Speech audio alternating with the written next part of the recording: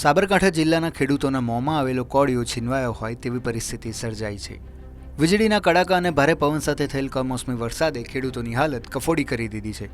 જુવાર, બાજરી, મકાઈ, પપૈયું અને શાકભાજી સહિતના પાક વરસાદે નિષ્ફળ કર્યા છે।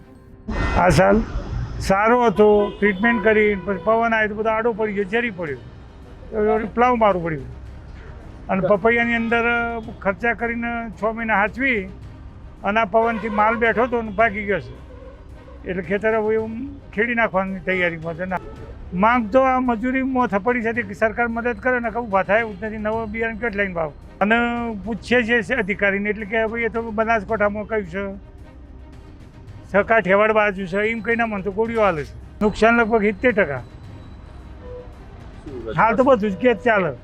3 મહિનાની મહેનત બાદ તૈયાર પાકની ઉપજ લેવાના સમયે કુદરતે ખેડૂતોને રોવડાવ્યા છે। તેવામાં હાલ ખેડૂતો રાજ્ય સરકાર પાસે સર્વે કરી સમયસર વળતર મળે તેવી માંગ કરી રહ્યા છે।